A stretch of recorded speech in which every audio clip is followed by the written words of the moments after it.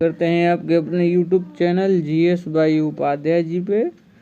तो जैसा कि आप सब जानते हैं कि मैंने आपसे बोला था कि मैं हिंदी पढ़ाऊंगा आपको यूपी पुलिस के लिए, लेकिन साथ में करंट अफेयर्स भी चलता रहेगा। करंट अफेयर्स बहुत ज़रूरी है क्योंकि ये भी आपके एग्ज़ाम में सहयोग करेगा आपके मार्क इकट्ठा करने में, क्योंकि जो अभी एग्ज़ाम आगे होंगे वो अभी तक का करंट अफेयर्स ही पूछता है पेपर, क्योंकि एग्ज़ाम से तो 6 मंथ या 5 मंथ पहले ही बन जाता होगा।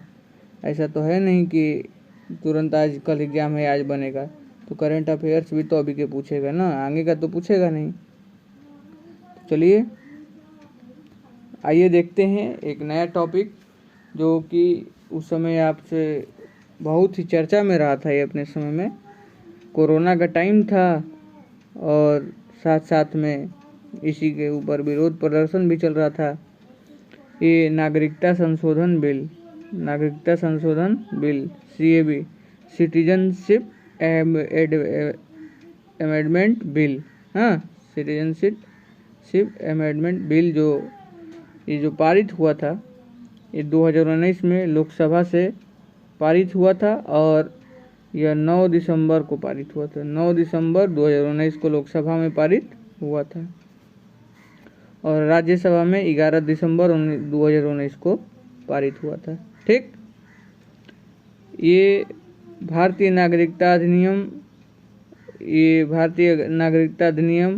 1955 में संशोधन किया गया है, जो कि दोनों सदनों द्वारा पारित विधेयक 22 दिसंबर 2019 को राष्ट्रपति के या 12 दिसंबर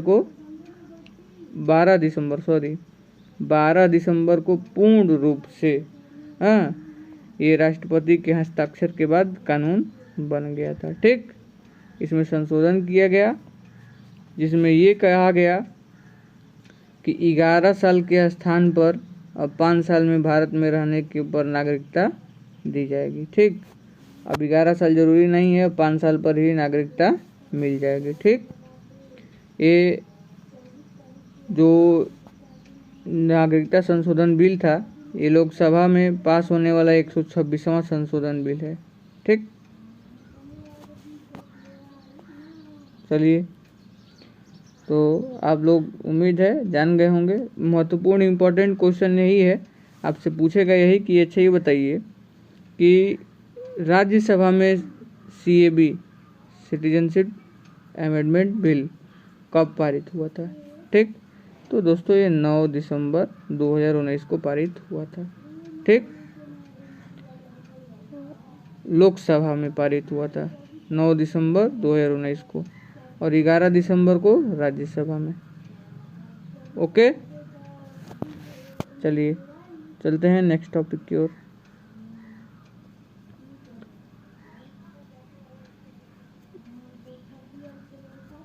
देखिए, भारत का नया मानचित्र चर्चा का विषय है, चर्चा में रहा भी था। ये विषय जो है चर्चा का विषय है। ठीक, जम्मू कश्मीर एवं लद्दाख के अलग केंद्र शासित प्रदेश बनने के बाद भारत सरकार ने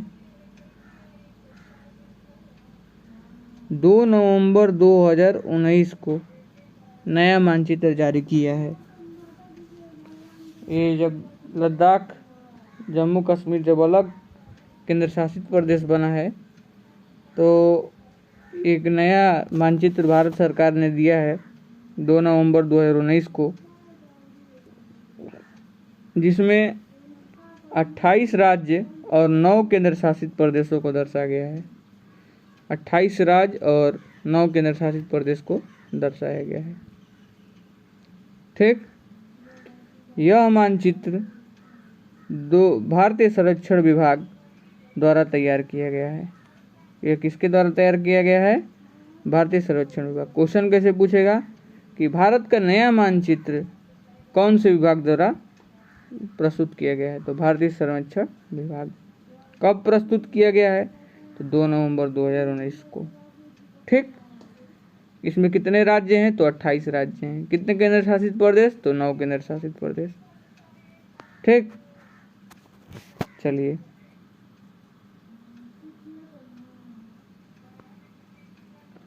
और दादर और नगर हवेली तथा दमन और दीव के विलय के पश्चात, दादर और नगर हवेली और दमन और दीव के विलय के पश्चात 26 जनवरी 2020 को 26 जनवरी 2020 से केंद्र शासित प्रदेश की संख्या कितनी हो गई है? 8 हो गई है। कितनी हो गई है? 8। केंद्र शासित प्रदेश कितने हैं टोटल? अभी 8 हैं। ठीक, कब से? 26 जनवरी 2020 से।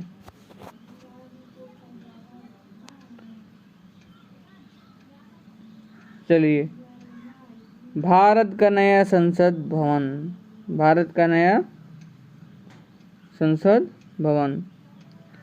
नए संसद भवन की आधारशिला प्रधानमंत्री नरेंद्र मोदी द्वारा 10 दिसंबर 2020 को रखी गई। इसकी आधारशिला जो है ये नरेंद्र मोदी जी ने रखा था 10 दिसंबर 2020 को, जिसका निर्माण सेंट्रल विजिटर प्रोग्राम के तहत कराया जा रहा है। सेंट्रल विजिटर परियोजना के तहत इसका निर्माण कराया जा रहा है और यह निर्माण 2020 में चल के पूरा हो जाएगा। ठीक, नए संसद भवन के निर्माण का ठेका टाटा प्रोजेक्ट लिमिटेड ने लिया हुआ है। ठीक, टाटा प्रोजेक्ट ने इसका लिया हुआ है। कितने रुपए का है ये ठेका? तो 861 करोड़ 90 लाख, ठीक, रुपए में यह ठेका लिया गया है। ठीक, भवन का डिजाइन HCP डिजाइन एवं प्लानिंग कंपनी ने किया है। HCP एक कंपनी है जो कि इंफ्रास्ट्रक्चर में बहुत काम करती है ये। और नए संसद भवन का आकार त्रिभुजाकार होगा, ये ट्राइगोनल होगा। ठीक, जो कि 4 मंजिला होगा, यह 4 मंजिला होगा। नए संसद भवन के निर्माण में कुल 971 करोड़ रुपए का खर्च आएगा। ठीक, नए संसद भवन 64,500 वर्ग मीटर में फैला होगा। ठीक, नए संसद भवन में संयुक्त सत्र में कुल 1224 लोग, संयुक्त सत्र मतलब कि जब लोकसभा और राज्यसभा दोनों आपस में बैठेंगे तो 1224 लोग बैठ सकते हैं। ठीक, नए संसद भवन के लोकसभा सदन में 888 सदस्य तथा राज्यसभा में 384 सदस्य बैठने की व्यवस्था है। ठीक, चलिए चलते हैं अगले टॉपिक पे। Ramsar sites. रामसर साइट्स वो होते हैं जो भारत में धीरे धीरे कोई भी चीज़ अगर विलुप्त के कगार पर होता है तो उसे रामसर में साइट में रख दिया जाता है और उसके ऊपर सरकार पर्सनली ध्यान देती है। ठीक, चलिए देखते हैं। बखीरा वन्य जीव अभ्यारण्य जो है संत कबीर नगर उत्तर प्रदेश, खिजरिया पक्षी अभ्यारण्य जामनगर गुजरात में है, हैदरपुर आर्द्रभूमि उत्तर प्रदेश में है, भीड़वास वन्यजीव अभ्यारण्य झंझर हरियाणा में है, ये सुल्तानपुर राष्ट्रीय उद्यान गुरुग्राम हरियाणा में है, थोल झील वन्यजीव अभ्यारण्य महासाना गुजरात में है, बाधवाना आर्द्रभूमि बड़ोदरा गुजरात में है, त्योसोकर झील ये लद्दाख में है, सूर सरोवर कीथम झील ये कहाँ है? तो आगरा में है उत्तर प्रदेश, लोनार झील बुढ़ाड़ा महाराष्ट्र में है, काबर ताल झील ये बेगूसराय में है आपका बिहार में, आसन संरक्षण रिजर्व ये देहरादून उत्तर प्रदेश में है, नांगल वन्यजीव अभ्यारण्य ये सतलुज नदी क्षेत्र पंजाब में है, नवाबगंज पक्षी अभ्यारण्य उन्नाव उत्तर प्रदेश में है, पार्वती अरड़ा पक्षी अभ्यारण्य आपका गोंडा उत्तर प्रदेश में है। समान पक्षी अभयारण्य आपका मैनपुरी में है उत्तर प्रदेश में। समसपुर पक्षी अभयारण्य राज्य रायबरेली में है, उत्तर प्रदेश के रायबरेली में। सांडी पक्षी अभयारण्य ये हरदोई में है आपका। सरसई नावर झील इटावा। नुदुर मधेश्वर पक्षी अभयारण्य नासिक महाराष्ट्र में है। केशवपुरा मियाँ समुदाय आरक्षित ये गुरदासपुर पंजाब में है। व्यास संरक्षण रिजर्व ये व्यास नदी पर है और यही है पंजाब में।